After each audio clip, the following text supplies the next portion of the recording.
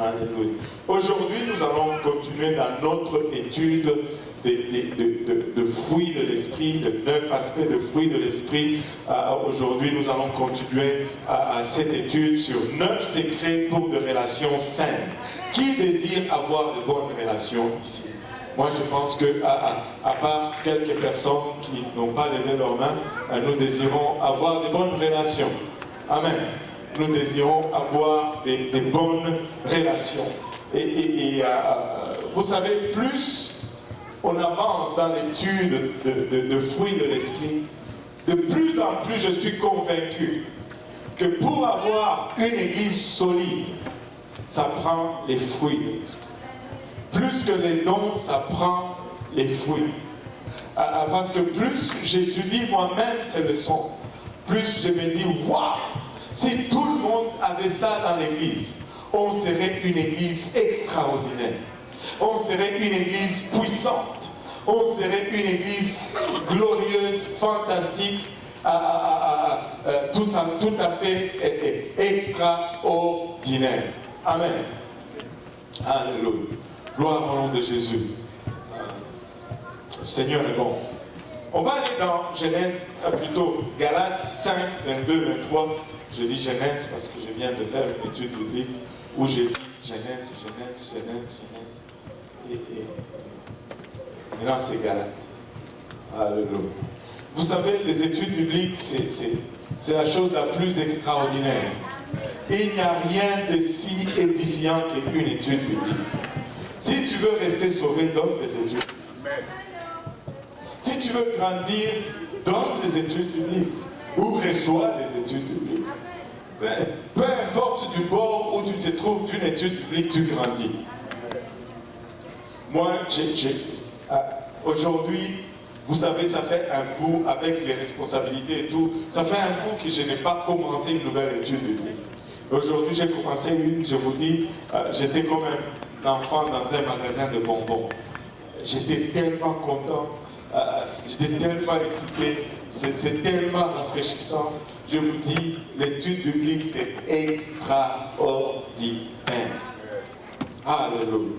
Anyway, Galates 5, 22. Mais le fruit de l'esprit, si quelqu'un peut me le dire. Le fruit de l'esprit, c'est l'amour, la joie, la paix, la patience, la bonté, la bénignité, la fidélité, la douceur, la tempérance. La loi n'est pas contre ces choses. Mais le fruit de l'esprit, c'est, que tout le monde dise c'est. Ce n'est pas son, c'est. L'amour, la joie, la paix, la patience, la bonté, la bénignité, la fidélité, la douceur, la tempérance. La loi n'est pas contre ces choses.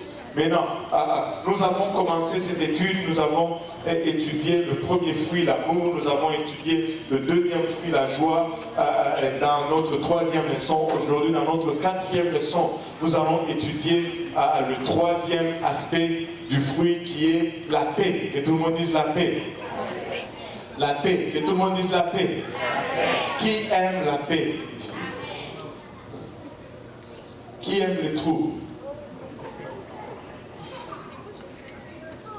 Il y a deux qui aiment les troubles. Plusieurs aiment la paix, mais d'autres ne savent pas ce qu'ils aiment. Quelques-uns qui n'aiment ni la paix ni les troubles. On ne sait pas où ils sont. Alléluia. Mais on va étudier la paix aujourd'hui. Vous savez, hier, j'ai circulé sur une rue, j'ai vu les décorations d'Halloween. Oui, déjà. Mais c'est déjà le mois d'octobre. Mais dès que les décorations d'Halloween quittent, on enlève les décorations d'Halloween. Qu'est-ce qu'on fait comme décoration? Noël. On met les mêmes personnes qui ont mis des tombes, des têtes de morts, les mêmes personnes, ils vont mettre.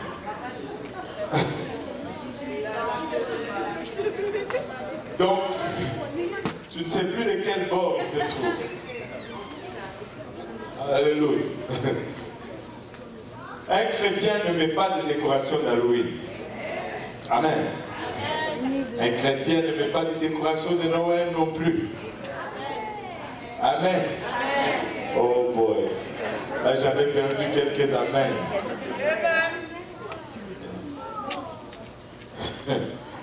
Anyway, ça c'est une leçon pour un autre jour. L'arbre de Noël, c'est païen. C'est tellement païen. Le Père Noël, c'est tellement païen. Anyway, nous ne fêtons pas Noël parce que Jésus est né le 25 décembre. Nous avons juste une occasion de plus de venir à l'église et de prêcher l'évangile. Jésus n'est pas né un 25 décembre, Jésus est né quelque part au mois de juillet, il n'est pas né le 25 décembre. C'est pour un autre jour. Amen. Mais bientôt, après l'Halloween, nous allons voir les cartes de Noël envahir nos étalages dans les magasins. Et sur certaines cartes, tu vas voir plusieurs salutations, joyeux Noël. Mais sur certaines cartes, tu vas lire paix sur la terre. Paix sur la terre. Paix sur la terre. Et c'est presque une ironie de dire paix sur la terre sur une carte de Noël aujourd'hui avec les événements que nous sommes en train de voir dans le monde. Il y a Rocketman qui est déchaîné de l'autre côté, il y a des fous qui tirent sur les gens. Tu sais, nous ne sommes pas en faveur des gens qui vont dans des concerts de rock ou des choses, mais de là à se tenir dans une chambre d'hôtel et de tirer sur des gens qui sortent d'un concert, nous ne sommes pas de ces côtés-là non plus. Amen. C'est presque une ironie de dire paix sur la terre aujourd'hui en voyant les acrobaties qu'on doit traverser pour embarquer sur un avion. C'est presque une ironie de parler de paix aujourd'hui sur la terre quand on voit toute cette... c'est chaos dans le monde. C'est presque une blague cruelle en fait. Ce n'est même pas de bon goût. Ce manque de paix, n'est pas seulement entre les nations ou entre les pays. Nous manquons de paix en nous-mêmes aussi. Amen. Il y a un certain professeur qui s'appelle le docteur Richard Swenson, qui est directeur d'un centre d'études de santé à Wisconsin. Il a rapporté ces quelques faits. Je vais citer quelques faits qu'il a rapportés. Il a dit le travailleur de bureau moyen passe 36 heures de travail à son bureau. Et il passe environ 3 heures par semaine à arranger des piles ou des tas sur son bureau. Est-ce qu'il y en a qui se reconnaissent là-dedans? Moi, ça m'arrive très souvent. Il y a toujours des piles sur mon bureau. Et à un moment, ça va déborder. Je vais prendre un jour pour les arranger. Mais je ne sais pas qui revient toujours pour les remettre encore sur mon bureau. Mais c'est comme une routine. Un gestionnaire moyen est interrompu 73 fois par jour. Et des fois, c'est sans raison. Il ne peut pas faire son travail parce qu'il est interrompu 73 fois par jour. Rendez-vous compte, 73 fois par jour. Les gens qui ont 2 emplois ou qui font du temps supplémentaire, enfin le nombre de gens qui ont 2 emplois ou qui font du temps supplémentaire est en hausse extraordinaire. Les hommes ont une moyenne de 47 heures de travail par semaine, mais parce que leur vie est plus susceptible d'inclure des tâches ménagères ou des tâches domestiques à la maison, la plupart des femmes, tenez-vous bien, qui travaillent en dehors de leur maison, font en moyenne 65 à 85 heures de travail par semaine. Wow. 65 heures de travail par semaine. Parce qu'une femme qui travaille, lorsqu'elle rentre à la maison, elle travaille encore. Très souvent, un homme qui travaille, quand il rentre à la maison, il ne travaille plus. Ben, il ne fait plus grand-chose. Alléluia, aide-nous Seigneur. Si ton mari veut que tu restes à la maison, ce n'est pas parce qu'il ne veut pas que tu sois émancipé, c'est parce qu'il te veut du bien.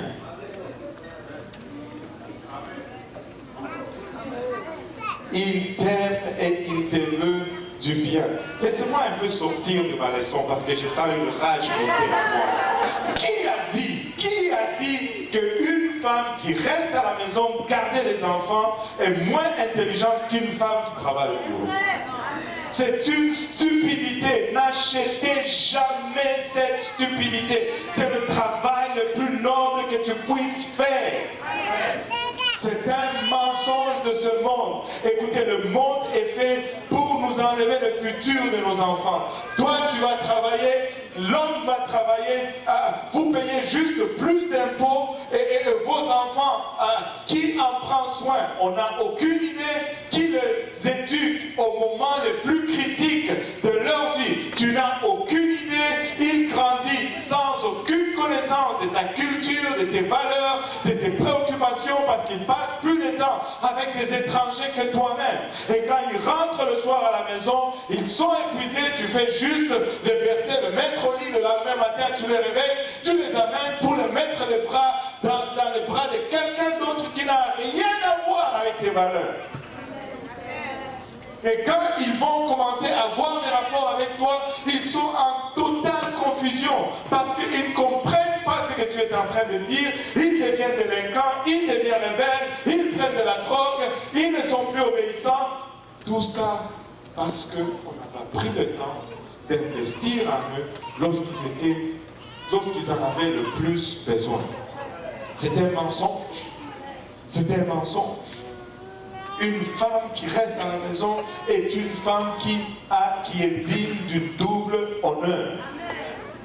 Double honneur et double respect. Double honneur et double respect. Vous pouvez dire ce que vous pouvez penser, ce que vous voulez.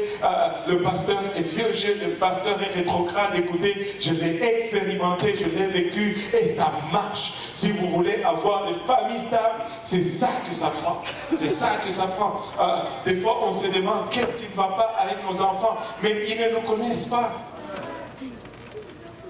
Ils ont passé plus de temps avec un étranger. Je les vois, des petits bouts de choux, de l'autre côté de Mourelato, souvent quand j'arrive, ils sont en train de partir avec des monitrices des garderies. Ce n'est pas une garderie, c'est une prison. Ils sont attachés avec une espèce de... ce n'est pas différent des prisonniers qui vont casser les pierres le long des rues. Là. Ils sont attachés avec une corde et avec deux. Et en avant, une femme voilée. En arrière, une femme voilée.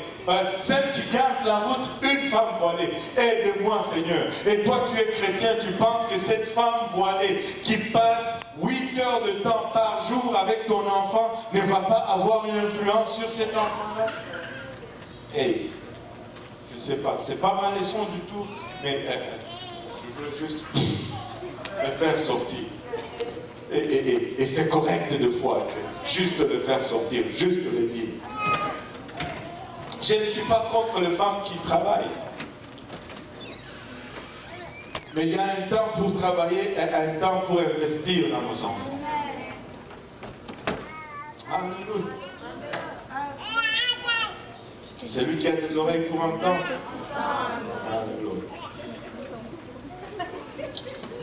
Bon.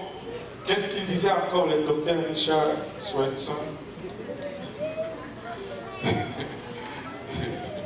Il disait que nous gaspillons 8 mois de notre vie à ouvrir de courriels indésirés.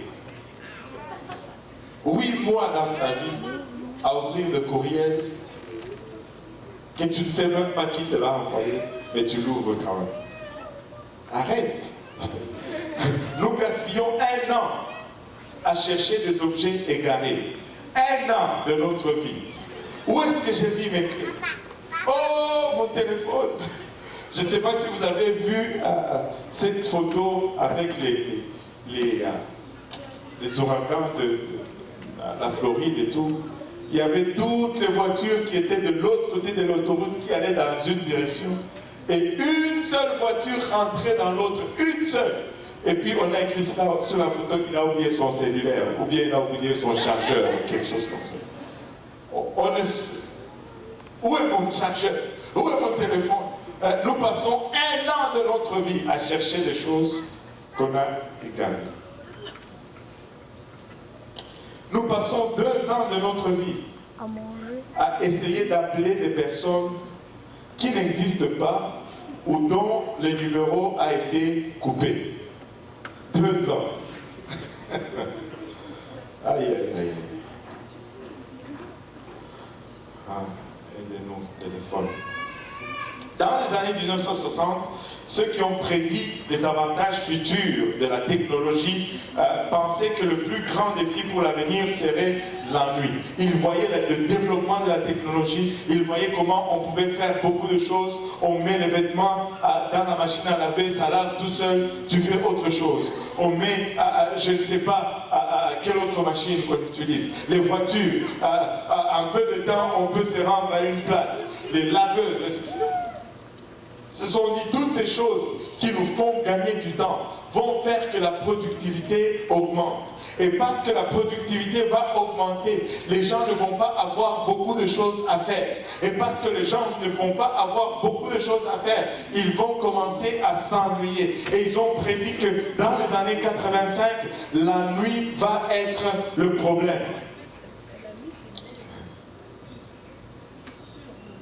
Ils croyaient que les technologies qui nous font gagner le temps vont augmenter la productivité et ils ont ainsi informé un sous-comité du Sénat américain qu'en 1995 plutôt, les gens vont commencer à travailler environ 22 heures par semaine.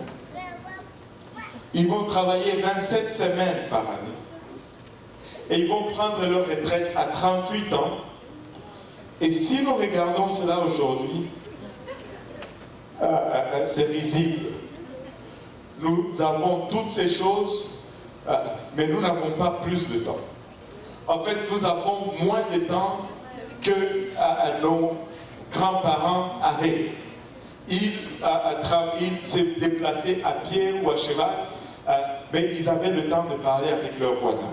Nous avons des voitures et nous n'avons plus le temps de communiquer les uns les autres. Tout le monde est pressé. Regardez, dès que je finis d'enseigner ici, déjà même avant que je finisse d'enseigner, certains d'entre vous regardent déjà l'heure. Alléluia, aide-nous Seigneur. Un couple moyen, donc mari et femme, travaillent actuellement 90 à 100 heures par semaine. Les familles prennent une lourde charge, pas de l'ennui, mais du stress de la vie qui les laisse souvent épuisés. Maintenant, comment avoir la paix au milieu de cette vie moderne? Comment avoir la paix? La Bible nous dit que le troisième fruit ou le troisième aspect du fruit, c'est la paix. Comment est-ce que nous allons avoir la paix au milieu de toutes ces tumultes, au milieu de toutes ces préoccupations? Comment faire pour avoir la paix? Pour avoir la paix, nous devons d'abord définir c'est quoi la paix. Amen. Nous ne pouvons pas savoir si nous l'avons, si nous ne savons pas ce que c'est vraiment. Maintenant, si je demandais la définition de la paix, qu'est-ce que vous allez me dire que c'est la paix? Quelqu'un peut poser qu'est-ce que signifie la paix? Rapidement, la sœur Karen. Tranquillité d'esprit. Tranquillité d'esprit. Quelqu'un d'autre peut me dire la paix, c'est quoi? La quiétude.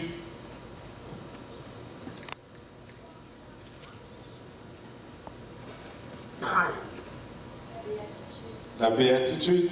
Mais vous me donnez des synonymes que je dois demander c'est quoi après. Anyway, va chez le frère Boaz. Vas-y. Être sans souci. L'absence de guerre. L'absence de guerre. L'absence de guerre. D'autres? Ok, bon. Loretta. Garder son calme même quand ça ne va pas. Garder son calme même quand ça ne va pas. Pas avoir de stress. Pas avoir de stress. Bon, toutes ces choses. Maintenant, la paix, selon la Bible, nous allons la définir selon la Bible. D'abord, regardons comment la plupart des gens définissent la paix. La plupart des gens définissent la paix comme l'absence de tension ou de conflit. L'absence de soucis et l'absence de problèmes, l'absence de guerre. C'est pourquoi ils sont perplexes. Par exemple, lorsque les Arabes se saluent, les uns les autres, qu'est-ce qu'ils disent? Salam alaikum. Qu'est-ce que ça veut dire salam alaikum? Que la paix soit avec toi. Quand les Juifs se saluent, ils disent shalom.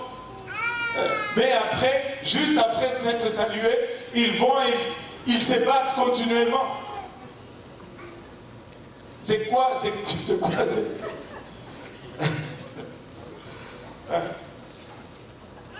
Les deux salutations signifient la paix, mais ces deux continuent à se battre sans arrêt.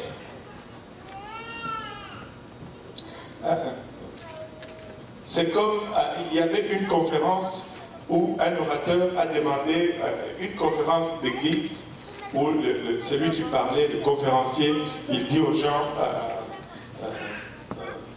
nous allons utiliser la salutation de l'église primitive. Comment l'église primitive se saluait? Non. Ah, je me salue. C'est quoi ça?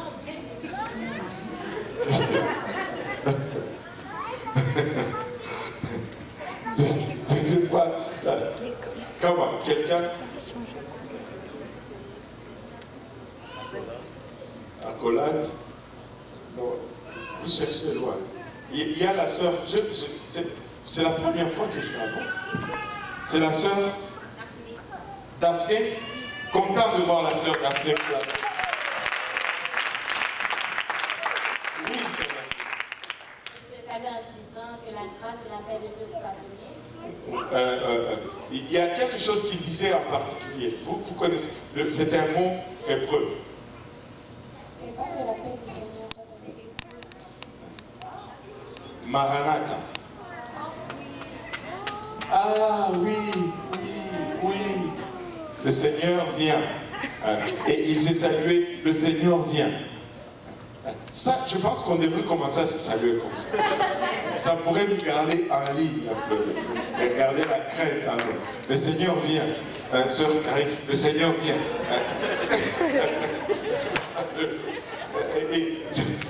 Il se saluait Maranatha. Et ce conférencier a eu cette idée. Il dit, on va se saluer Maranatha. On va se saluer Maranatha. Et là, les gens, Maranatha. Et le lendemain, dans l'hôtel de la conférence, il était pour entrer dans entrer dans l'ascenseur. Il voit deux vieilles dames. Et lorsque les deux vieilles dames le voient, ensemble, en même temps, le regard, oh, marijuana, frère, marijuana.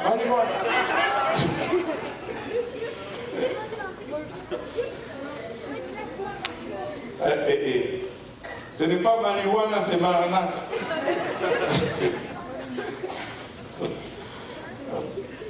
Les mots anciens pour la paix ne signifient pas l'absence de tension ou de conflit. On était proche dans la définition. Je pense à la sœur Carrie qui a donné un des mots-clés.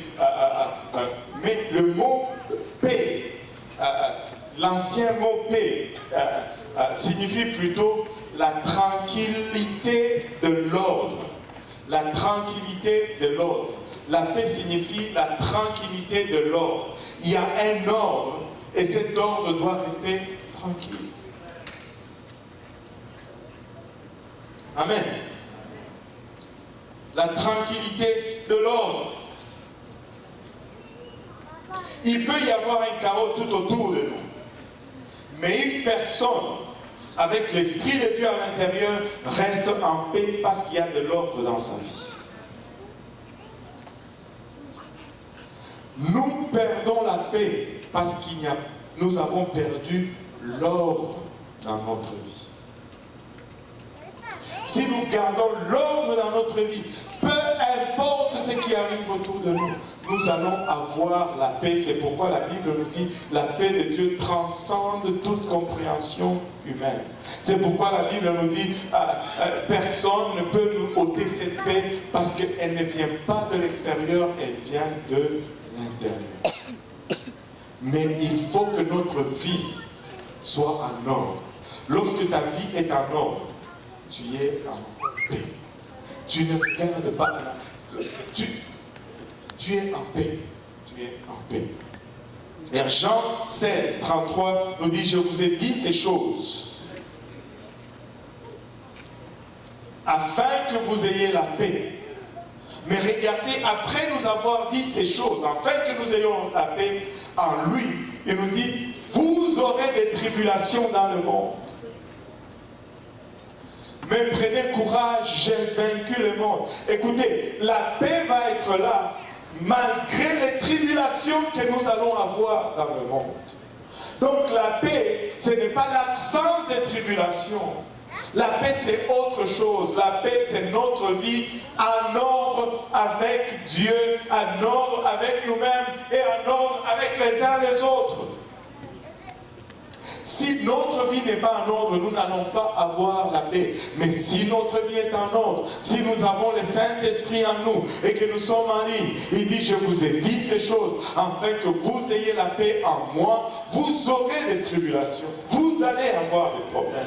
Le monde et la vie vont être tumultueux. Mais si nous avons la parole de Dieu en nous, nous allons avoir la paix, même au milieu de ces tumultes.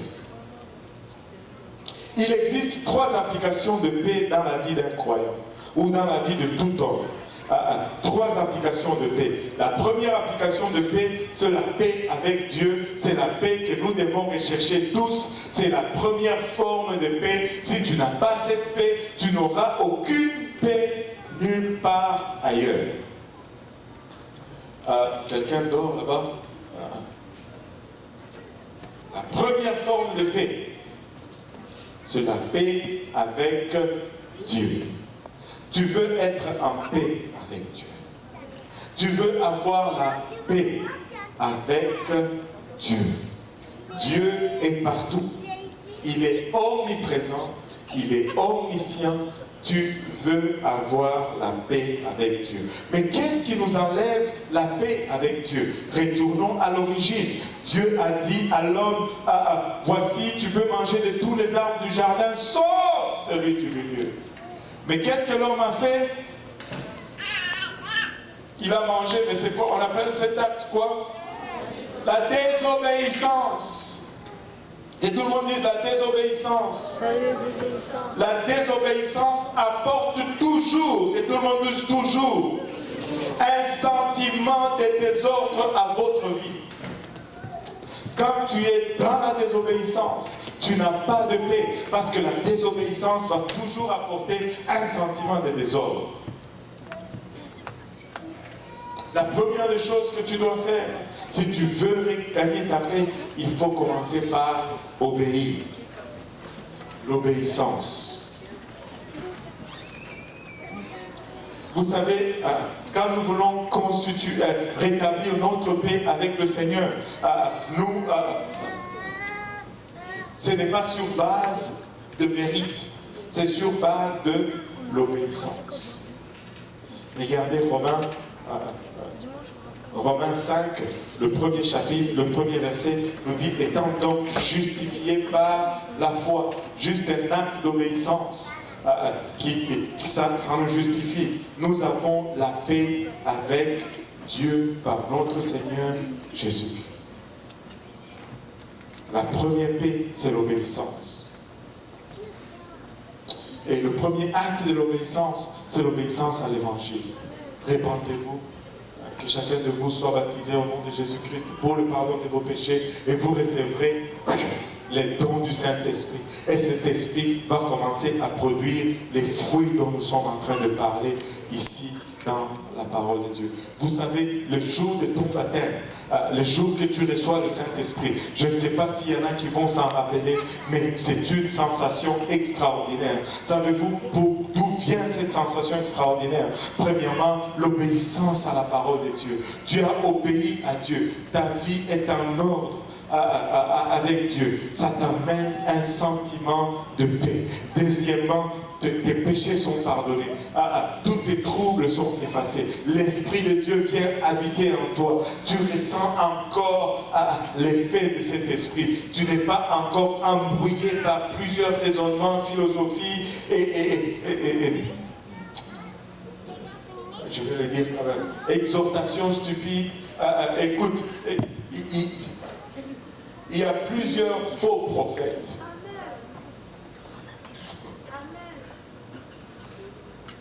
Anyway,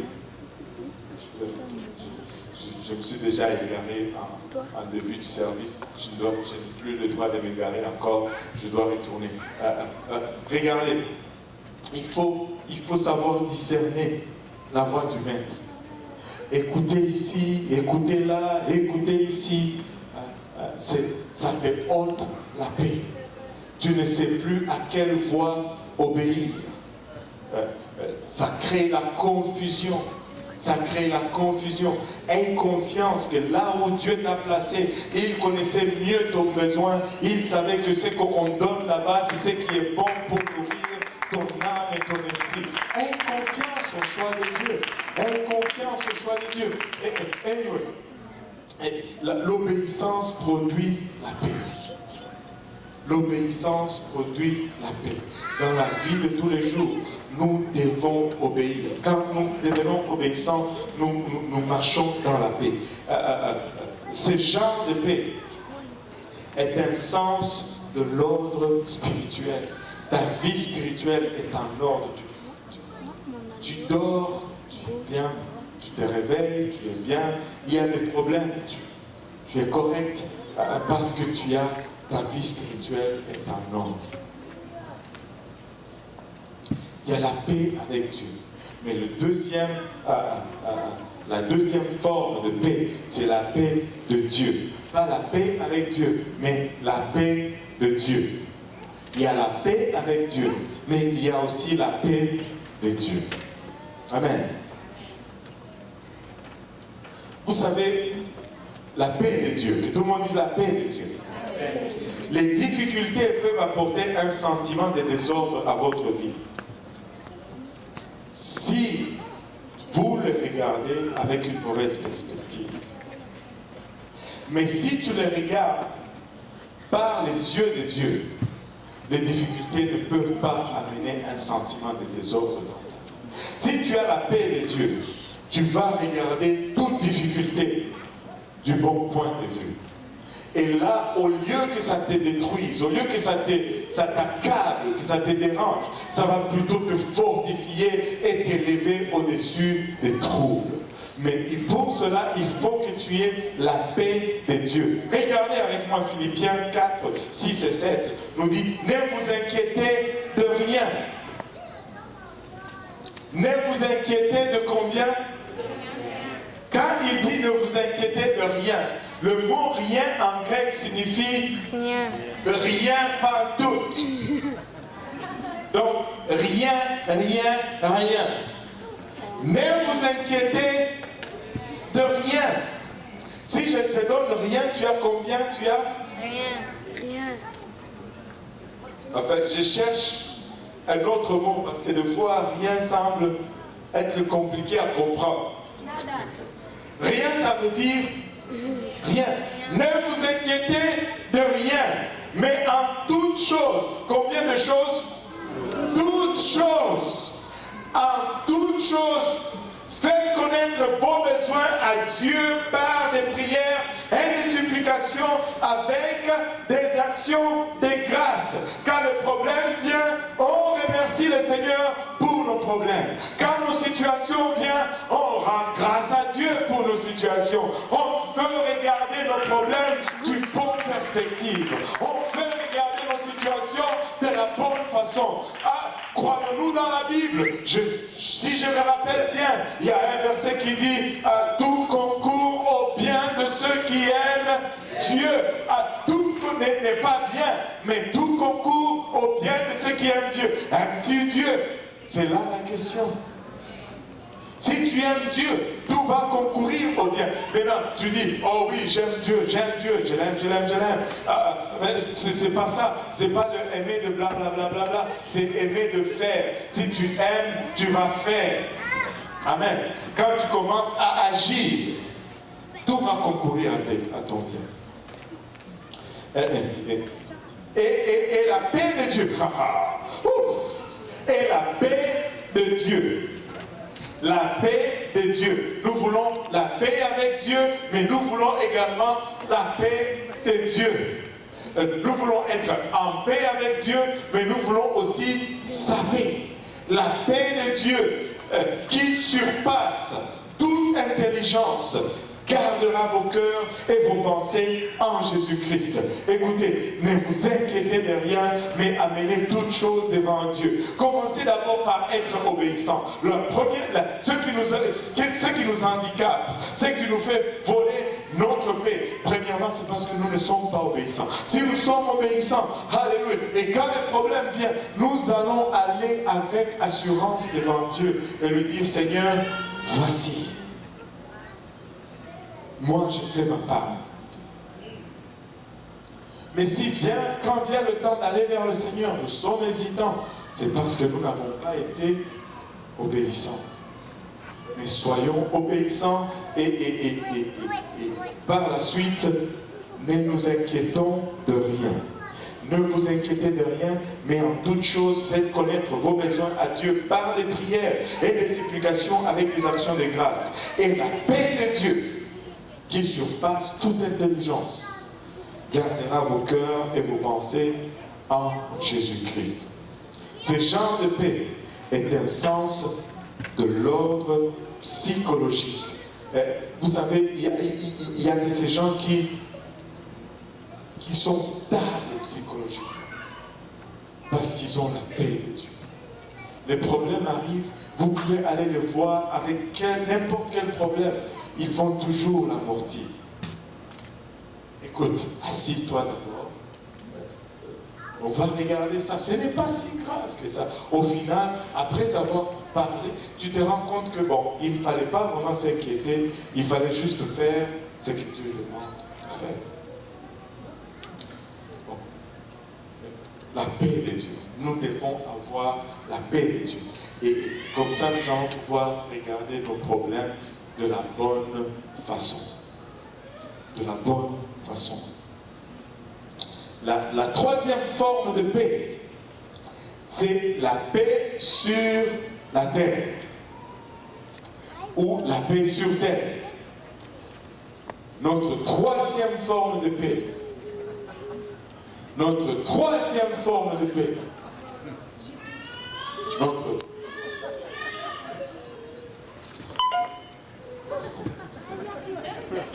La paix sur terre.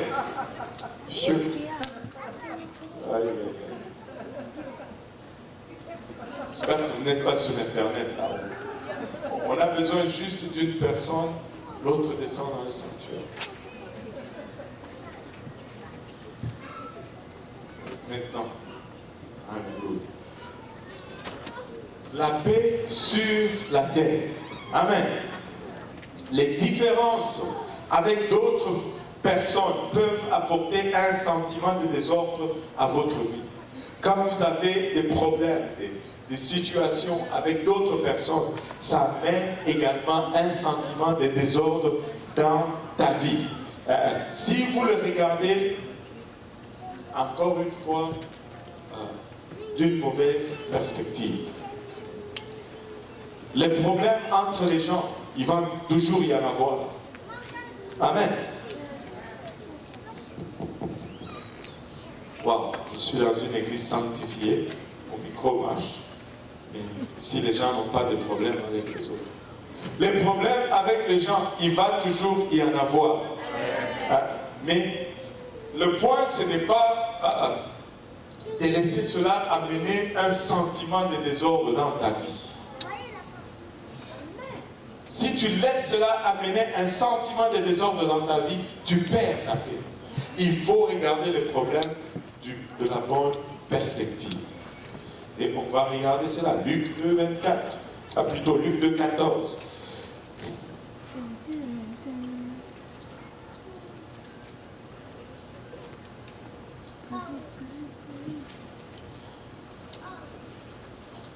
Luc 2, 14. Gloire à Dieu dans le lieu très haut et paix sur la terre parmi les hommes qui l'agréent. Paix sur la terre. Nous avons vu la paix avec Dieu, la paix de Dieu et la paix sur la terre, c'est-à-dire la paix entre deux personnes. Ce n'est pas seulement une question de deux nations, nous allons plutôt parler de la paix entre deux personnes. Ce genre de paix est un sens de l'ordre relationnel. Dans mes relations, j'évite les troubles, je regarde le problème de la bonne perspective et je garde la paix sur la terre. Vous savez, quand j'ai des problèmes, quand je n'obéis pas à Dieu, je n'ai pas la paix avec Dieu. Je subis les conséquences. Quand je ne regarde pas mes problèmes de la bonne façon, je perds la paix de Dieu. Je paye un prix. J'ai subi les conséquences. Mais vous savez, quand j'ai des problèmes avec les uns les autres, non seulement ça m'affecte moi, mais ça affecte l'environnement autour de moi. Et c'est pourquoi on parle de la paix sur la terre. Parce que c'est une paix relationnelle. Et les relations vont au-delà de nous. Ça affecte les gens autour de nous. Et nous devons avoir la paix relationnelle. Amen. Ce genre de paix est un sens de l'ordre relationnel. Puisque les relations sont l'endroit où nous vivons notre vie quotidienne. Nous vivons tous les jours dans les relations. Amen. Nous parlons de ce qui est une personne remplie de l'Esprit de Dieu. Nous devons être remplis de l'Esprit de Dieu pour que nous puissions évoluer dans notre quotidien avec la paix relationnelle. Nous devons être remplis du Saint-Esprit. Chaque matin, quand tu te réveilles, tu dois parler en langue. C'est bon pour toi. Remplis ton réservoir. Ça aide à calmer les émotions. Ça aide à bien réfléchir, à bien répondre à l'autre qui ne s'est pas levé du bon pied et qui n'a pas parlé en langue, lui, le matin. Oui. Aide-nous, Seigneur. Proverbe 29, verset 8.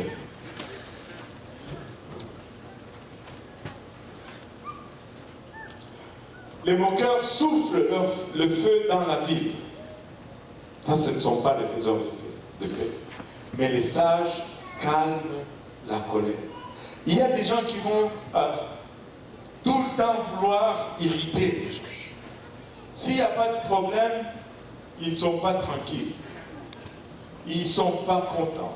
Il faut qu'il y ait un problème. Il faut qu'il y ait une situation. La paix les démange. Nous ne devons pas être comme ça. Nous devons être remplis du Saint-Esprit. Nous devons être sages. Nous devons être ceux qui calment les colères, ceux qui apaisent les problèmes. Nous devons être des faiseurs de paix. Amen. Matthieu 5, 9 nous dit: heureux ceux qui procurent la paix, car ils seront appelés. Wow. Heureux ceux qui procurent Êtes-vous encore avec moi? Heureux ceux qui procurent la paix, car ils seront appelés fils de Dieu. Vous savez pourquoi est-ce qu'ils sont appelés fils de Dieu? Parce qu'ils reflètent la nature même de Dieu. Quand tu recherches la paix, tu es en train de faire ce que Dieu veut que tu fasses. Quand tu es un faiseur de paix, tu es en train de faire l'œuvre de Dieu. Mais quand tu embrases le feu, tu ne fais pas l'œuvre de Dieu. Au ciel, il n'y a pas de feu. La seule place où j'ai vu le feu, c'est... Et ça, c'est juste moi. Parce que la paix n'est pas l'absence de tension ou de conflit, mais plutôt la tranquillité de l'ordre. Tu ne vas jamais obtenir la paix sans ces choses qui vont suivre. Tu ne vas jamais obtenir la paix, premièrement, en évitant les problèmes. La paix, non, pas tout de suite. Là, tu vas trop vite. Reste là. Oh, alléluia. Tu ne vas pas éviter la paix, plutôt obtenir la paix en évitant les problèmes. Laisse-moi te dire ceci, les conflits non résolus sont comme, ça c'est un proverbe, je pense chinois. Quand on ne sait pas l'origine, on dit proverbe chinois. Les conflits non résolus sont comme des termites dans une relation. Ils vont finir par abattre la maison. Tu sais, les termites, ce sont des petites bibites, mais des fois, ils peuvent faire tomber toute une maison, comme de la poudre. Parce qu'ils rentrent, ils rongent. C'est ça, un conflit non réglé. Prétendre que le problème n'existe pas, ce n'est pas la paix. Ça, c'est une lâcheté. Amen. Il faut résoudre le problème. Pour ne pas dire, on va parler de la résolution tout à l'heure, mais il faut adresser le problème. Il ne faut pas en créer. Mais une fois que le problème est là, on n'a pas le choix que de l'affronter, parce que sinon ce n'est pas la paix. On ne peut pas, quand on dit en évitant le problème, cela ne veut pas dire en ne voulant pas créer des problèmes, c'est-à-dire un problème qui existe, on doit y faire face. Amen. Un de mes mentors a dit ceci, la conversation que tu redoutes le plus, c'est la conversation que tu as le plus besoin d'avoir. Waouh, ça c'est une sagesse. Ça c'est une sagesse. Et tu ne peux pas, parce que la paix n'est pas l'absence de tension ou de conflit, mais plutôt la tranquillité de l'ordre. Tu ne vas jamais obtenir la paix en apaisant les problèmes. Dieu ne s'attend pas à ce que vous soyez un paillasson. C'est-à-dire, tout le monde vous marche dessus avec leur situation. Jésus ne s'est jamais éloigné d'un problème légitime. Mais non, il y a problème et problème. Tous vos différents de cuisine ne sont pas des problèmes. Vous pouvez régler ça vous-même. Il y a de ces chicanes. Vous pouvez régler vous-même. Avec une bonne, même pas une bonne dose, juste un minimum de dose de maturité. Nous pouvons régler plusieurs problèmes nous-mêmes. Mais Jésus-Christ ne s'est jamais éloigné d'un problème légitime. La paix à tout prix n'est pas une paix légitime. Quand j'avale mes sentiments en tout temps, vous savez quoi? Mon estomac, lui, il compte. À un moment donné, je vais être rassasié. Et ça va. Amen. Oh boy, je me sens tout seul. Mais alors, comment être un faiseur de paix? Comment être un faiseur de paix si ce n'est pas en évitant les problèmes ni en apaisant les problèmes? Voici quelques points comment être un faiseur de paix. Si tu veux être un faiseur de paix plutôt, planifie une conférence de paix. Tu me dis, ah, mais c'est quoi ça? On ne va pas faire toute une conférence pour avoir la paix. Pour avoir la paix, il faut s'asseoir et parler. S'il n'y a pas de dialogue, il n'y a pas de paix. Amen. Je ne veux pas que vous faites des invitations et que vous mettez des affiches, conférence pour la paix. Non, c'est pas ça.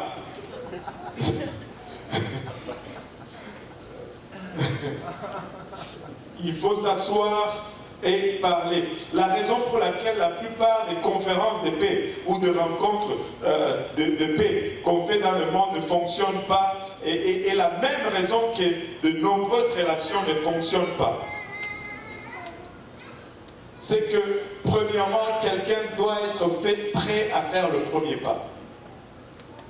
Il doit y avoir quelqu'un qui est prêt à faire le premier pas. Et si toi tu es chrétien dans ce conflit, devine à qui on va demander de faire le premier pas? C'est toi. Si toi tu es le plus mature dans ce conflit, demande à qui on va demander à faire le premier pas. Si on te demande à faire le premier pas, c'est parce qu'on considère que tu es assez mature. Alléluia. Pourquoi moi? Pourquoi toujours moi? C'est lui qui m'a offensé.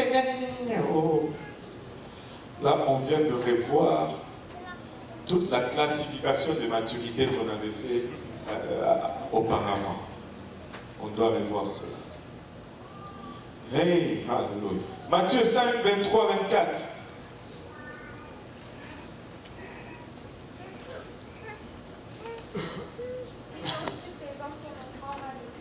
Si donc tu présentes ton offrande à l'autel, et que là tu te souviennes que ton frère a quelque chose contre toi, laisse là ton offrande devant l'autel et va d'abord te réconcilier avec ton frère.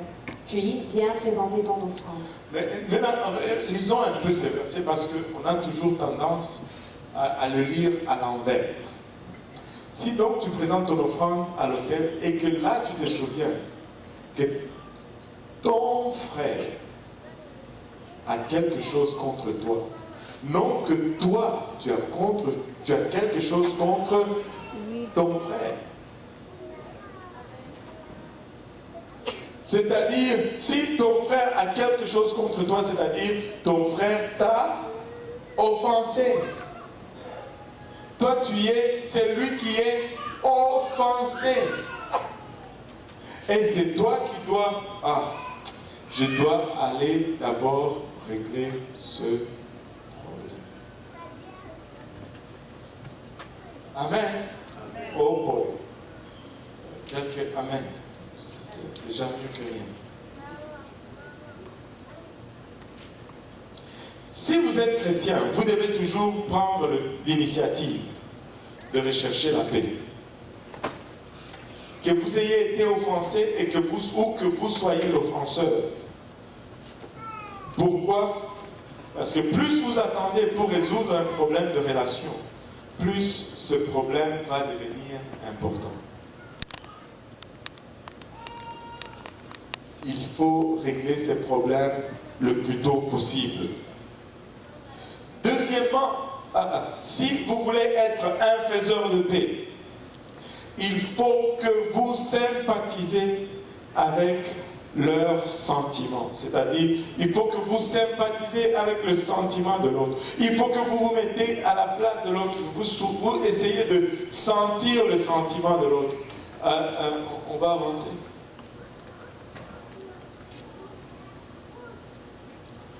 Notre écran d'or.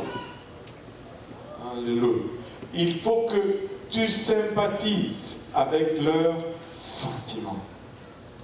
La deuxième raison pourquoi la plupart des conférences de paix mondiales ne fonctionnent pas, ou nos tentatives de régler nos problèmes relationnels ne fonctionnent pas, c'est que personne n'est disposé à regarder le problème du point de vue de l'autre. Nous ne prenons jamais le temps de nous mettre à la place de l'autre. C'est toujours moi, moi, moi, moi et moi-même. Nous sommes extrêmement égoïstes. Mais ce qui est triste, c'est de voir que même l'Église de Dieu, même ceux qui servent Dieu, sont extrêmement égoïstes. Parce que la plupart des conflits pouvaient être simplement réglés si on se mettait à la place de l'autre. Mais nous sommes tellement égocentriques. Le seul sentiment qui compte, c'est le nôtre. Le seul bien-être qui compte, c'est le nôtre. Le seul avantage ou privilège qui compte, c'est le nôtre. Et si nos sentiments, nos privilèges ou nos avantages sont lésés, nous explosons, nous ne participons pas, nous ne coopérons pas, nous ne prenons pas le temps de penser ou de nous mettre à la place de l'autre. Et nous devions tous dire Amen à cela. Amen. Prenons le temps de nous mettre à la place de l'autre. Et nous allons voir le problème de notre perspective. Regardez 1 Pierre 3,8 nous dit ceci, 1 Pierre 3,8 ainsi soyez tous animés de même pensée et de même sentiment, plein d'amour fraternel, de compassion, d'humilité. C'est dans votre Bible. C'est dans votre Bible.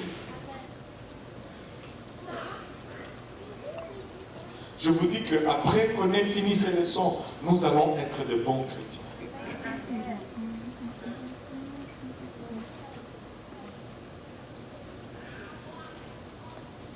Est-ce que c'est ça que j'avais aussi la version d'Arby? Je ne pense pas. Est-ce qu'il y a la version d'Arby à ceci?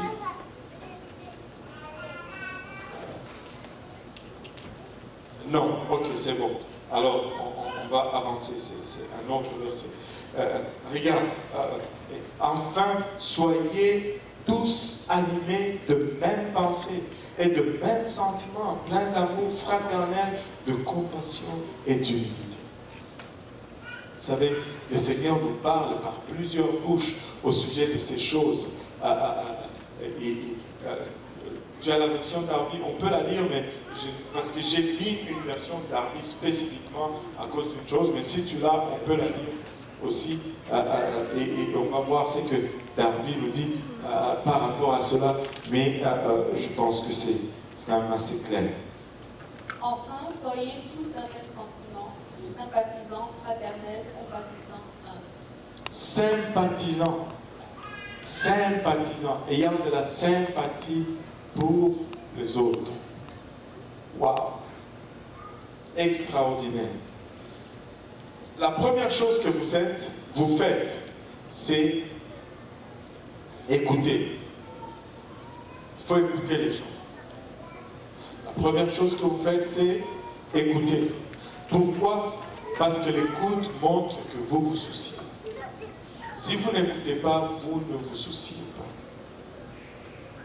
Il faut écouter. C'est comme ces vieux couples qui cherchaient le divorce. La dame était sourde et le juge demande: avez-vous vraiment une raison de demander le divorce? Oui, plusieurs raisons. Qu'est-ce qui s'est passé? Est-ce que il te frappe? Non. C'est quoi le problème? Il y a manque de communication. Comment ça? Elle va venir, quand il y a un problème, elle va venir, elle va parler, elle va parler, elle va parler. Quand c'est à mon tour de parler, elle ferme les yeux.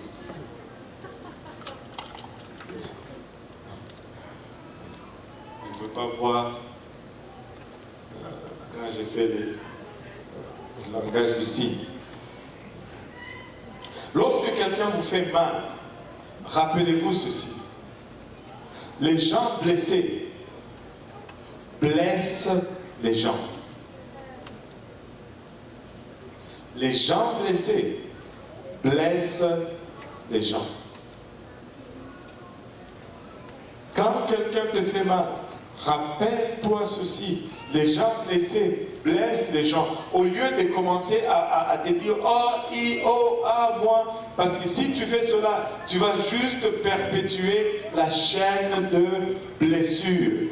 Mets un terme à cette chaîne. Aie compassion et cherche à aider la personne qui t'a blessé, parce que si elle t'a blessé, c'est parce qu'elle-même elle est blessée. Mais si tu prends la blessure, tu te tournes, tu vas blesser aussi une autre personne. Elle va blesser aussi une autre personne. Mais comme chrétiens, nous devons être ceux-là qui brisent cette chaîne. Amen. Amen. Nous allons nous entraider, nous allons aider ceux qui sont blessés. Et aujourd'hui, dans notre monde, il y a des gens qui sont extrêmement blessés. Extrêmement blessés. Extrêmement blessés. Cette place, ce lieu doit être un lieu de compassion. Un lieu où les gens qui sont blessés au dehors viennent pour recevoir guérison. Qui ne viennent pas pour être blessés encore ici dans la maison du Seigneur. Nous sommes des faiseurs de paix. Nous ne sommes pas des faiseurs de blessures ou de perpétuels de chaînes de blessures. Nous ne sommes pas là pour nous venger. Amen.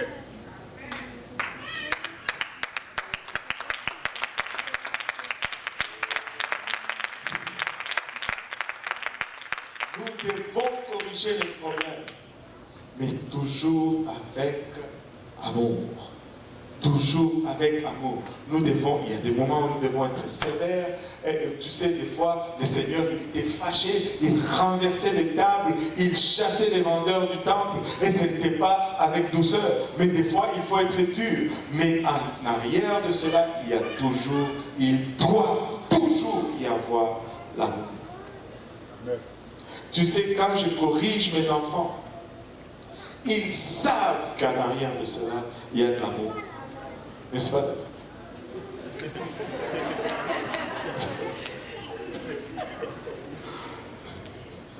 C'est pourquoi ils accourent toujours après vers moi. Papa, écoute, j'ai utilisé la prière de gloire. Je l'ai utilisé. Ils peuvent vous raconter le jour où ils étaient en train de faire du bruit. Je n'étais même pas conscient. Je suis allé chercher une cuillère pour mettre du thé dans le thé. Et ils étaient comme, oh non, ça, on va là. Parce que c'est comme ça. Il y a de ces moments où tu dois appliquer la planche de l'éducation sur les derrières de l'ignorance. Mais il y a d'autres moments, mais c'est toujours fait par amour. C'est toujours fait par amour. Amen. Alléluia. Toujours par amour. Regardez au-delà du mal que vous recevez et demandez qu'est-ce qui me fait mal, Parce que s'il y a quelque chose qui blesse, il va te blesser. Alors, regardez au-delà. Amen. Je vous dis, nous allons être une meilleure église. Nous allons être une meilleure église. Saviez-vous que la clé de l'intimité, c'est le conflit? Savez-vous que la clé de l'intimité, c'est le conflit? Alléluia. La clé de l'intimité, ce sont les conflits.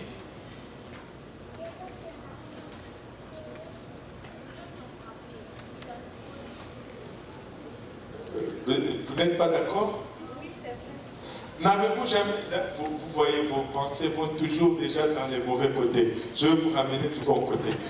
Voyez des frères et sœurs qui grandissent. Ceux qui se battent le plus deviennent toujours le plus proches. Allô? Allô? Le frère qui se bat toujours quand ils sont petits, ils deviennent toujours les plus proches. La clé de l'intimité, ce sont les conflits.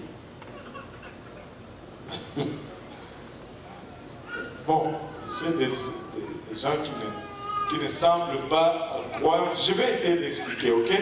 Si vous n'avez jamais de conflit, vous êtes toujours au niveau superficiel de votre relation. Vous êtes à la surface. Mais lorsque vous traitez les conflits d'une manière positive et les résolvez, cela crée une meilleure compréhension et ça vous rapproche et ça vous rend plus fort. Plus de conflits vous résolvez ensemble, plus vous êtes proches l'un à l'autre.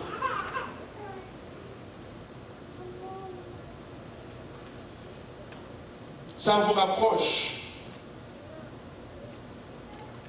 Les conflits nous rapprochent. Vous pouvez demander au couple, c'est toujours après une résolution d'un problème le plus fort qu'ils se sentent le plus proches. Amen. Amen. Je vois des dames qui rigolent, mais c'est vrai. Même des frères qui font un sourire semblant caché, mais c'est réel, c'est la vérité. C'est quand vous vous êtes tiraillé, la maman a pleuré, le papa s'est fâché, et puis après vous vous calmez. Ok, viens chérie, viens chérie.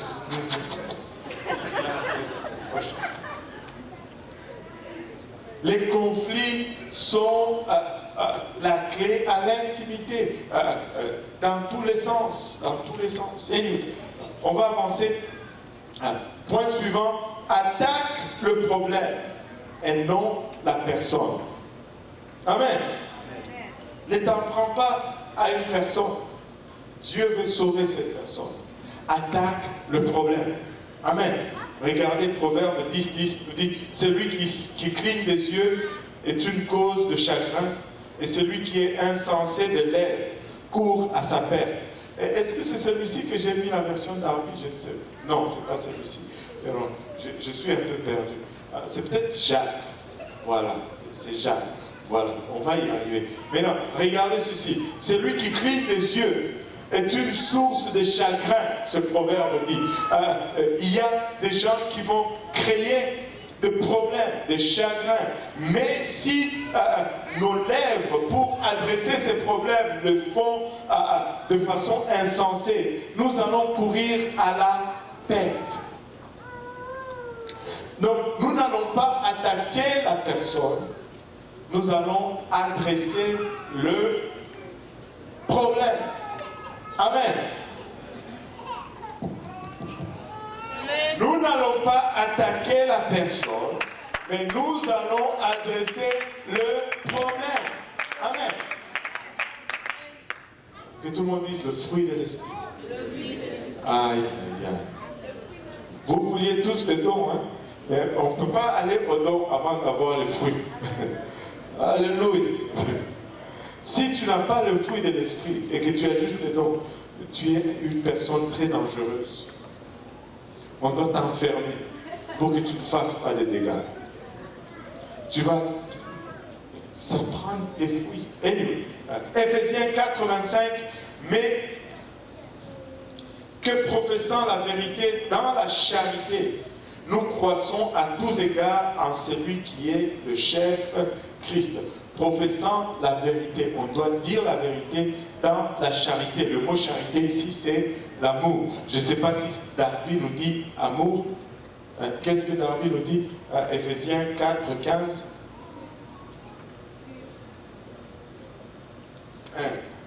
Tous mes helpers sont endormis aujourd'hui.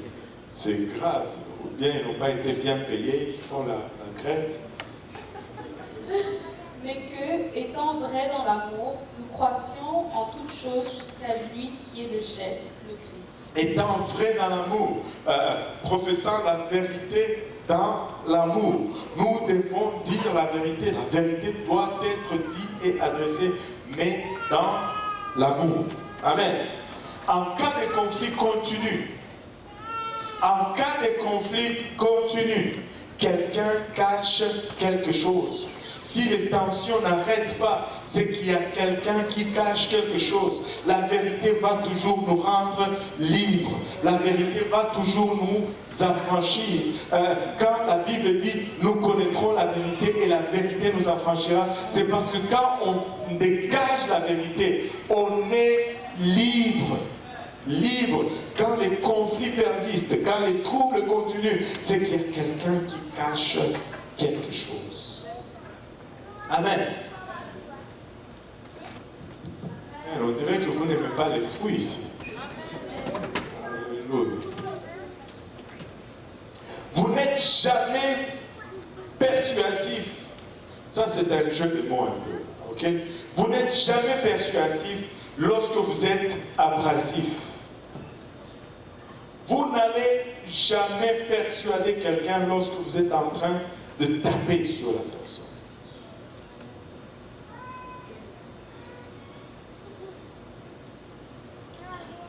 Vous n'allez pas à faire accepter votre point de vue en contrariant quelqu'un. Et il faut commencer à résoudre le problème et arrêter de juste poser des blâmes. Il faut arrêter de résoudre les blâmes pour commencer à résoudre les problèmes. Amen. C'est très silencieux ici. Je vais vous donner 7 règles pour lutter loyalement dans une relation. Il y a une façon de lutter, mais on peut le faire de façon correcte ou de façon loyale. 7 points. Alléluia. 1. Ne comparez jamais. Ne comparez jamais. Quand vous commencez à comparer, c'est perdu. Vous n'avez aucune idée. À chaque situation, il y a une façon de l'adresser. Ne comparez jamais. Deuxième point, ne condamnez jamais.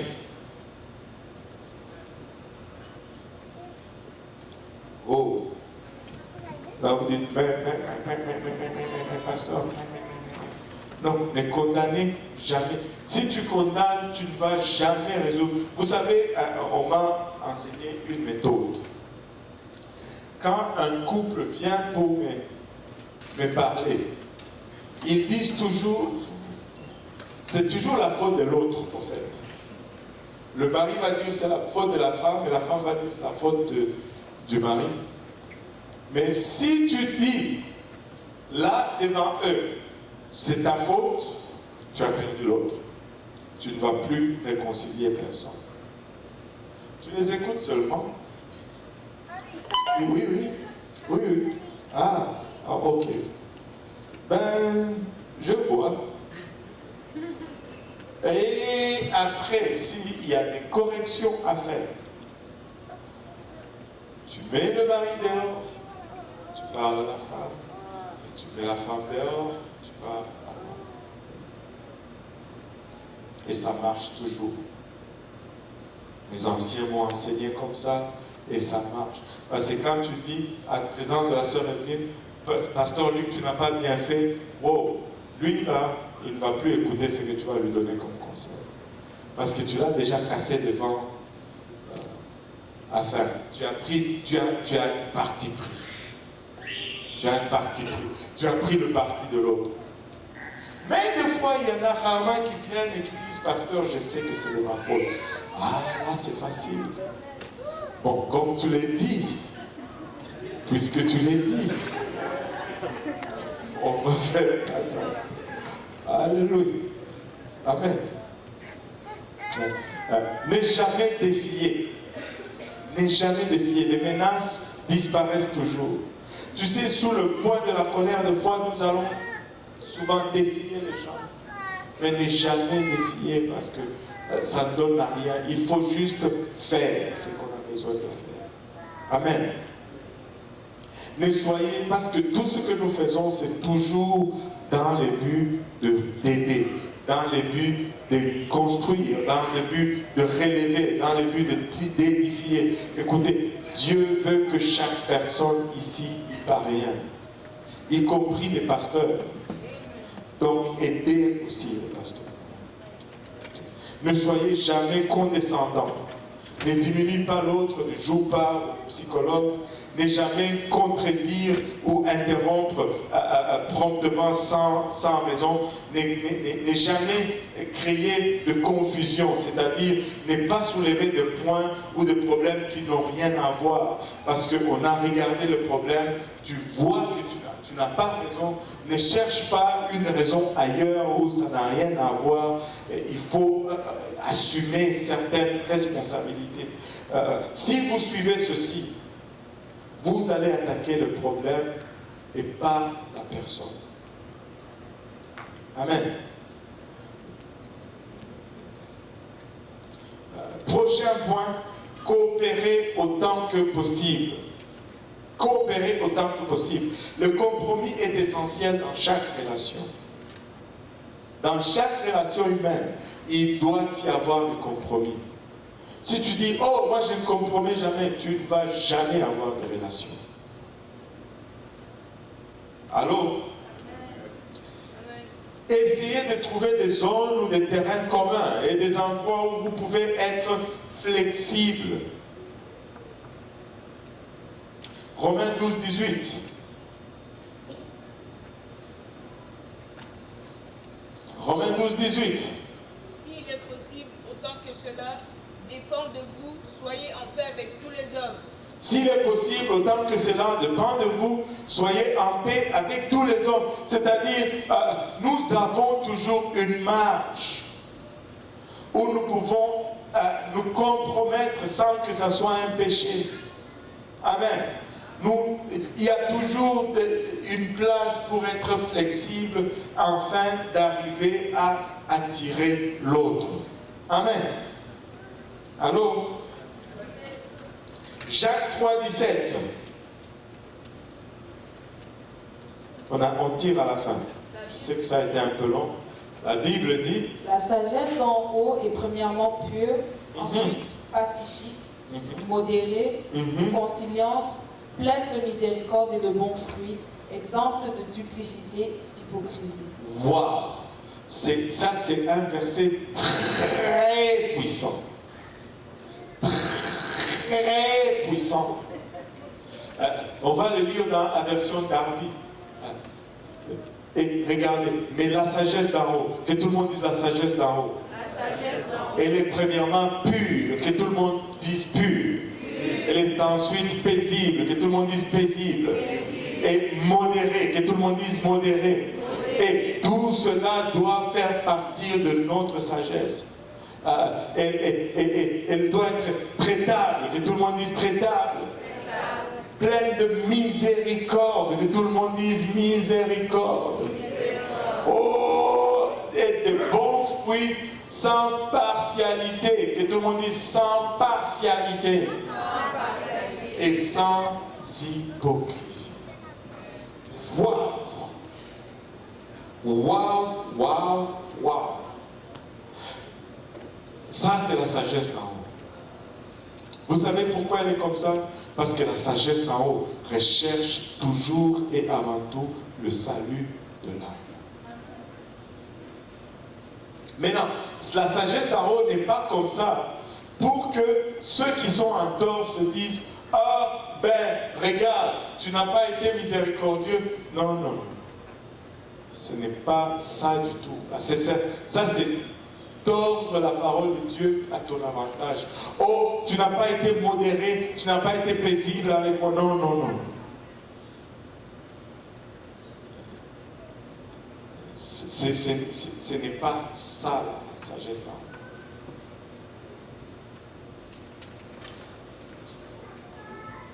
Il y a plus de mariages qui sont brisés suite à l'inflexibilité que toute autre chose aujourd'hui.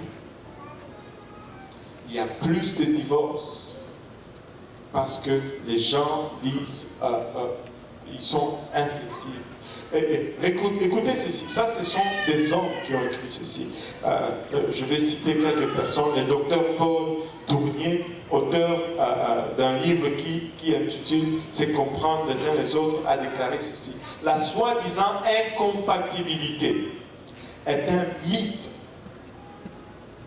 La soi-disant incompatibilité. Nous sommes incompatibles. À un moment, j'entendais souvent cela dans l'église parmi les couples. Oh, nous sommes incompatibles. Nous sommes... Arrêtez-moi cette histoire. C'est une fausseté. Ça, c'est un homme qui n'est même pas croyant. Il dit la soi-disant incompatibilité est un mythe inventé par les juristes pour plaider pour les divorces. C'est aussi une excuse commune que les gens utilisent juste pour cacher leur propre défaillance. Ce n'est pas un chrétien, c'est juste un psychologue quelque part qui dit cela. Waouh! Je pense que nous pouvons dire mieux que ça. Nous sommes incompatibles. Ah! On va chercher des adaptateurs alors. Des adaptateurs pour que vous soyez compatibles. Alléluia! Il y a un très bon adaptateur ici. Qui peut te rendre compatible.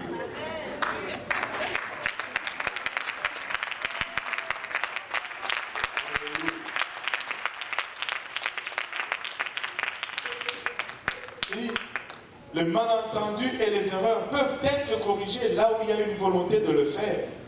Le problème, c'est un manque de franchise complète. Quand on manque de franchise, on ne peut pas corriger les problèmes. Le docteur Paul Popinot, directeur de l'Institut des relations familiales, a déclaré « Je ne crois pas que incompatibilité existe. Presque n'importe quelconque deux personnes sont compatibles si elles essayent de l'être. »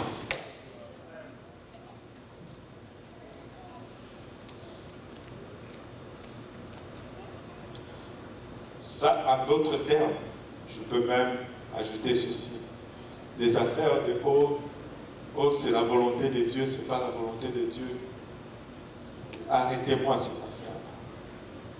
Quand ça fait ton affaire, là, tu t'accroches comme je ne sais pas quoi à la volonté de Dieu. Mais alors qu'il y a beaucoup d'autres volontés de Dieu que tu rejettes. Il ne faut pas prendre quelqu'un en otage parce que c'est la volonté de Dieu. Vous pouvez être compatible avec n'importe qui. Il faut le vouloir. L'amour, c'est toujours un choix. Tu choisis qui tu es. Ça ne te tombe pas par accident. Ah, j'aime tel, je ne sais pas comment. Comment ça, tu ne sais pas comment? Si tu ne sais pas comment, un jour, tu ne vas pas l'aimer sans savoir comment. Comme tu ne sais pas comment cet amour est venu, tu ne sauras pas quand cet amour va quitter. Et tu vas te retrouver dans le trou. Si tu es tombé, tombé en amour. Ça n'existe pas, tomber en amour. C'est des choix. Tu choisis d'aimer quelqu'un. Et c'est pourquoi Dieu nous donne le choix. Savez-vous, on choisit d'aimer Dieu. On choisit d'aimer Dieu. Si on ne choisit pas, on ne va pas l'aimer. Et c'est pourquoi il nous a donné le pouvoir de choisir, pour que nous puissions être capables d'aimer. Sans le pouvoir de choix, il n'y a pas l'habilité d'aimer. J'ai choisi ma femme, elle m'a choisi. Elle n'est pas tombée sur moi. Oui.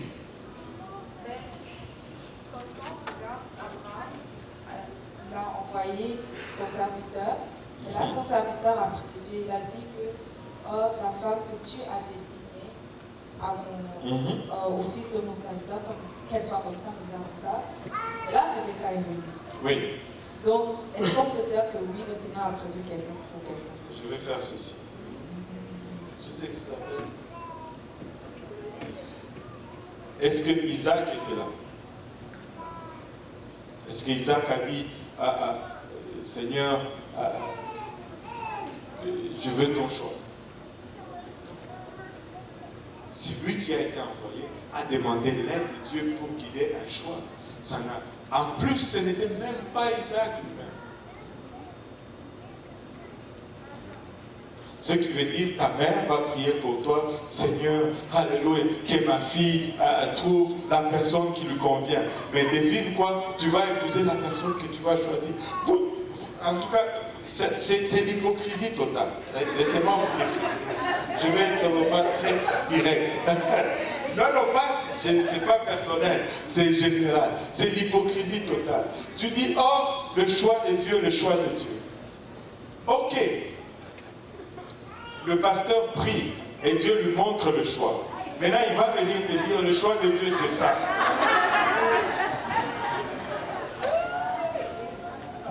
Amen. Si c'est vraiment le choix de Dieu qu'on... Allô? Si c'est le choix de Dieu, c'est le choix de Dieu. Dieu peut le révéler au pasteur. Tu as fait des choix, des calculs, tu veux nous abominer en disant que c'est le choix de Dieu. Arrête, tu as fait le choix, assume ton choix et dis c'est quoi, c'est la personne que j'aime. Si plaît à Dieu, ça va être la personne qui convient et que Dieu m'aide et qu'on va bâtir ensemble. Mais arrêtez de blâmer Dieu pour des choix et puis après, quand ça ne va pas, oh, non, assumons nos choix. Alléluia. Rapidement, mais on ne va pas traîner là-dessus parce que je dois finir ma leçon.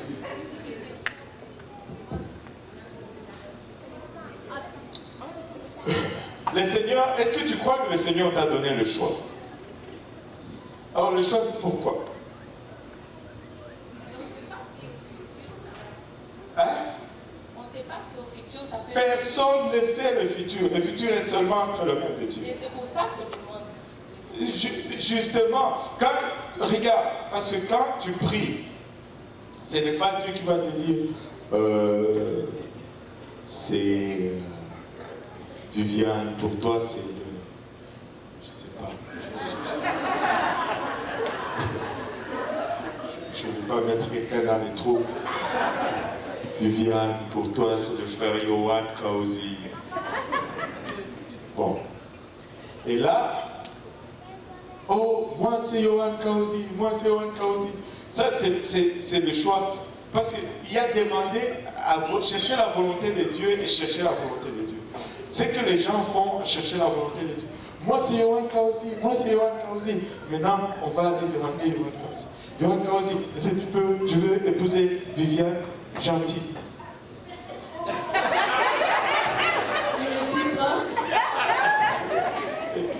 Il est galant, il ne dit pas non, il dit je ne sais pas.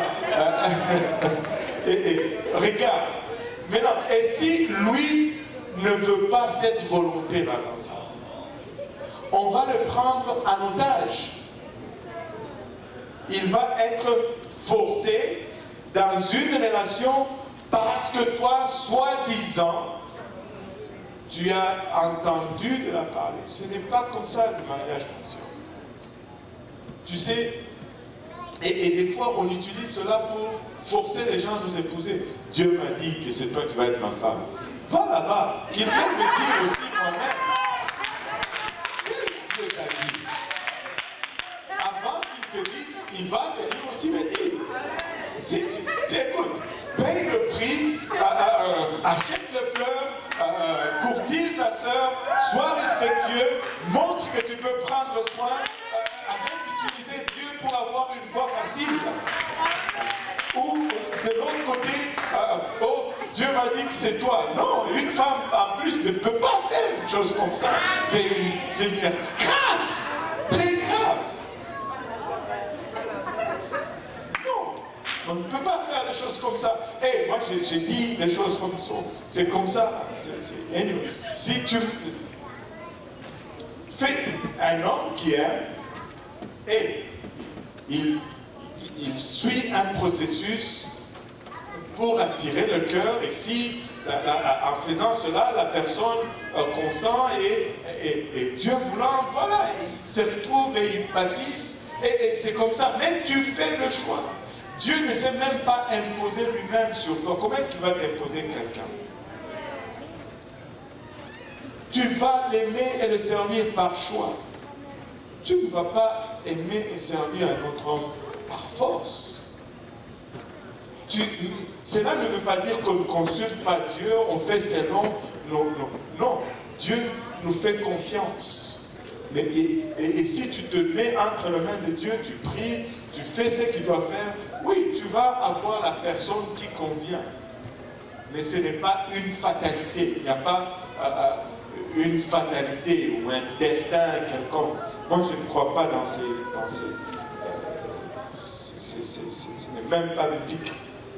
Et donc, vous êtes maintenant informés que dans cette église,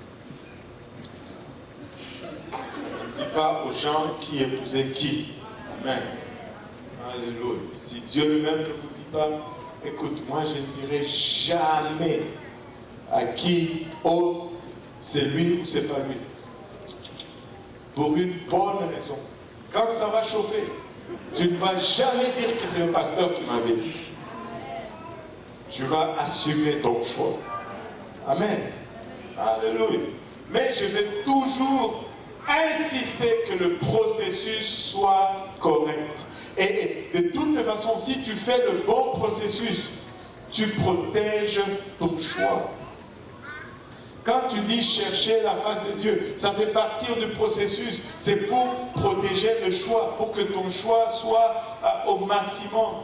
Si tu ne fais pas cela, tu fais comme tu penses que les gens de l'église sont, je ne sais pas, stupides ou ils veulent contrôler ta vie.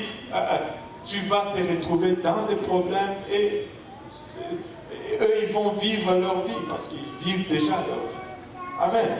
Le processus est là pour vous aider et non pour vous handicaper. Et votre mariage, votre partenariat, votre amitié va être ce que vous êtes prêt à en faire. Si vous êtes franc dans vos relations vont être solides, vont être stables, vont être bien. Mais si vous êtes flou, vous n'êtes pas franc dans les relations, il y aura toujours des tensions et des problèmes et ça va vous voler la paix. On va mettre l'accent, dernier point. On a un peu traîné aujourd'hui. Sincèrement, je pensais que la leçon allait être courte, mais c'est le contraire. On va mettre l'accent sur la réconciliation et non la résolution. La réconciliation signifie rétablir la relation, alors que la résolution signifie résoudre chaque problème, et vous n'allez jamais arriver à résoudre tous les problèmes. Cependant, vous pouvez être en désaccord sans être désagréable. On a coupé mon micro. Vous pouvez être en désaccord sans être désagréable. Vous pouvez avoir l'unité dans une relation sans une uniformité. Amen. Nous pouvons avoir une relation sans que nous soyons pareils. L'un peut aimer les brocolis, l'autre aime la viande, mais nous restons en harmonie ensemble. Amen. Vous pouvez marcher main dans la main dans une relation sans voir les choses de la même façon. Vous pouvez avoir une réconciliation sans avoir la résolution de tous les différends. Qu'est-ce que ça prend pour cela? C'est que ça prend que chacun fasse un compromis de son côté. Amen. 2 Corinthiens 5, 18 nous dit, et tout cela vient de Dieu qui nous a réconciliés avec lui par Christ et qui nous a donné le ministère de la réconciliation. Regardez, un exemple parfait, Pasteur Luc. Nous sommes réconciliés avec Dieu. Vrai ou faux? Oui, mais est-ce que nous sommes parfaits? Non. Avons-nous résolu tous nos problèmes? Non. Défaillons-nous des fois? Oui. Mais nous sommes réconciliés.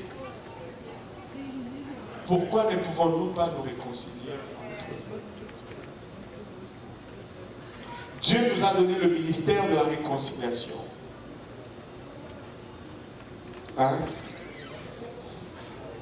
La réconciliation est synonyme d'être un pacificateur. Lorsque vous essayez d'être un pacificateur, vous faites le travail de Dieu. Et lorsque vous rétablissez des relations, vous faites le travail de Dieu. Parce que nous avons reçu le ministère de la réconciliation. Amen. Avec qui avez-vous besoin de vous réconcilier aujourd'hui? Avec qui avez-vous besoin de vous réconcilier aujourd'hui? Il était écrit, je vais lire ça rapidement, il était écrit dans un journal de Houston, qui est dans les 2 semaines qui ont suivi les attentats du 11 septembre. Les abandons de cas de divorce ont monté en flèche dans les tribunaux de droit et de famille dans le comté des États-Unis. Tout le monde qui s'était inscrit pour un divorce ont abandonné, ont demandé aux tribunaux de laisser tomber leur divorce. Ils se sont dit, ils vont essayer de résoudre leurs problèmes. Autant le nombre d'abandons a triplé suite à cette tragédie. Les clients ou ces gens qui envisageaient le divorce, et ceux en plein milieu d'un divorce, se disaient probablement qu'ils vont essayer de réparer les choses. Et les juges de ce district de l'État, qui s'appelait Linda Monroe, a déclaré que la tendance qui s'est produite était du sens que tous les gens se rendaient compte que ce qui était arrivé était vraiment grand et que nos vies, que leur vie plutôt, était changée pour toujours et que les choses pour lesquelles ils s'inquiétaient, au fait, étaient des choses insignifiantes. À voir la grandeur de la tragédie, ils ont regardé leurs problèmes et se sont dit, mais c'est rien ça. On peut résoudre ça. Pourquoi est-ce qu'on ne résout pas ce problème? Les êtres humains sont incapables de maintenir la tranquillité de l'ordre pour garder la paix. Ils ne peuvent pas le faire sans une aide extérieure. Vous ne pouvez pas produire le fruit de l'Esprit sans l'Esprit de Dieu. Vous devez avoir l'Esprit de Dieu pour produire le fruit de l'Esprit. Philippiens 4:7 nous dit, et la paix de Dieu qui surpasse toute intelligence gardera vos cœurs et vos pensées en Jésus-Christ. Avez-vous besoin de paix avec Dieu? Obéissez au plan du salut. Avez-vous besoin de la paix de Dieu? Gardez un esprit tranquille. Avez-vous besoin de la paix sur la terre pour vos relations? Vous pouvez l'avoir aujourd'hui si vous avez le Saint-Esprit. Le Saint-Esprit propage la paix. Nous avons la paix de Dieu pour notre salut. Nous avons besoin du Saint-Esprit. Nous avons la paix, nous avons besoin de paix avec Dieu pour notre salut. Pour cela, nous avons besoin du Saint-Esprit. Nous avons besoin de la paix de Dieu dans notre environnement, dans nos circonstances. Nous avons besoin du Saint-Esprit. Et pour la paix sur la terre, dans nos relations, nous avons également besoin du Saint-Esprit. En nous levant tous ensemble. Est-ce qu'il y en a qui n'ont pas le Saint-Esprit ici?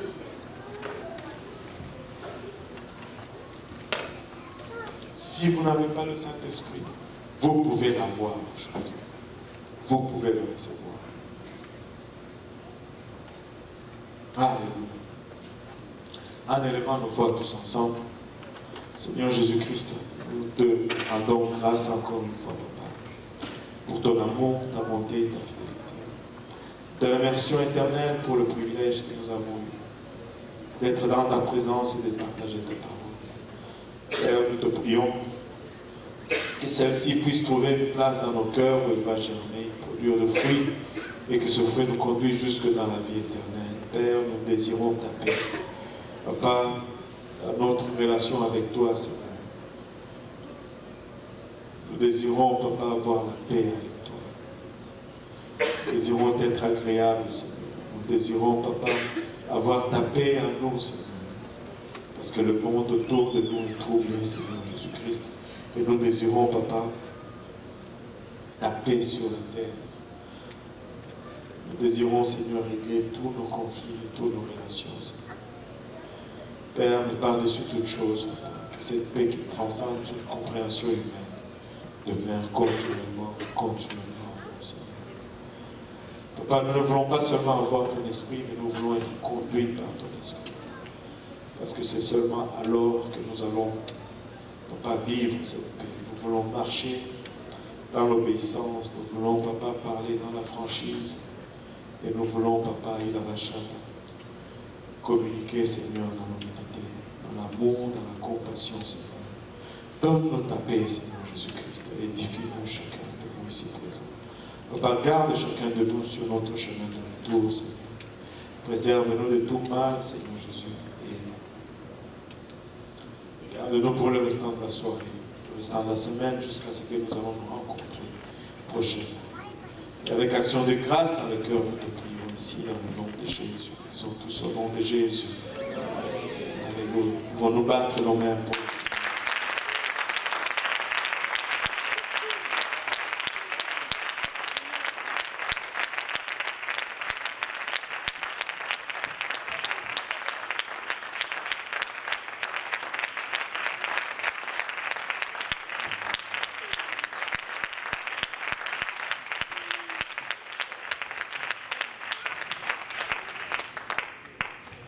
que la paix de Dieu soit avec nous.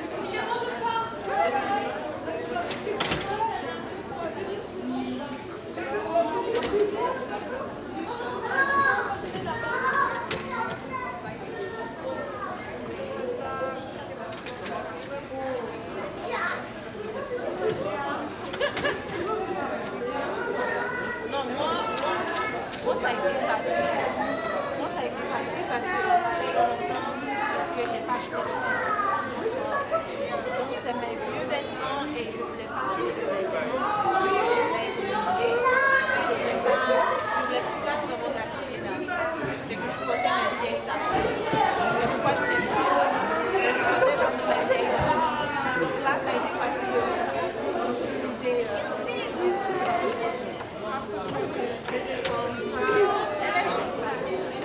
Avant, j'ai fait un gros travail. C'est pas de dépenses. Mais je ne dépends pas.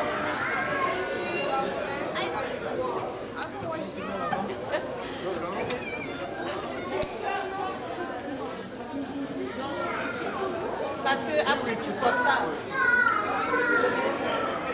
Tu peux laisser ouvert. Tu peux laisser ouvert.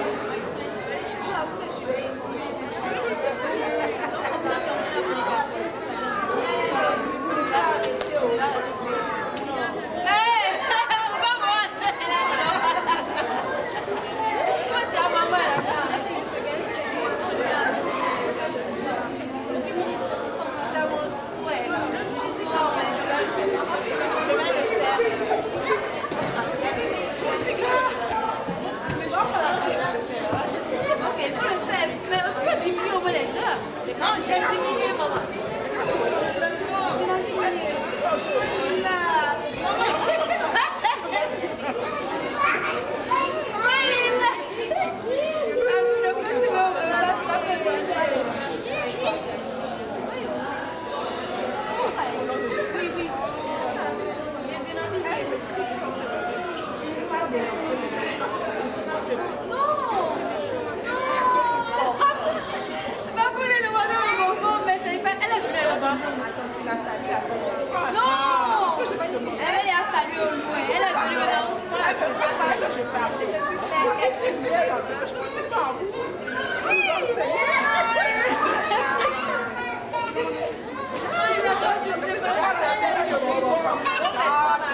Dès que je te vois, il donne le mot, c'est ça.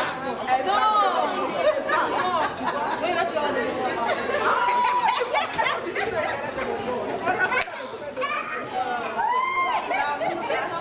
mais l'amour là, c'est l'amour est pur. L'amour est pur. Oui, sans aucun intérêt.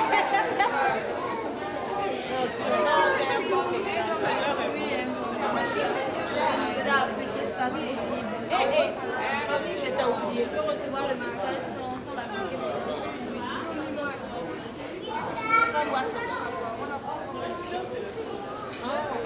Elle va te laisser. Elle va te laisser.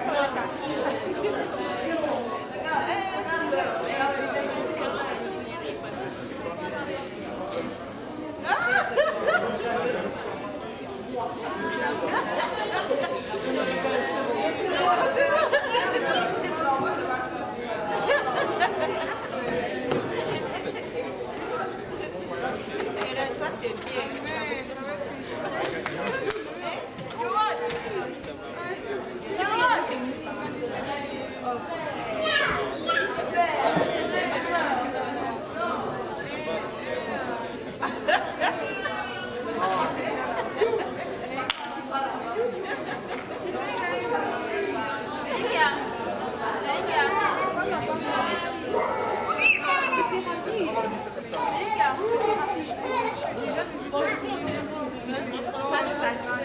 je fais comme le toi.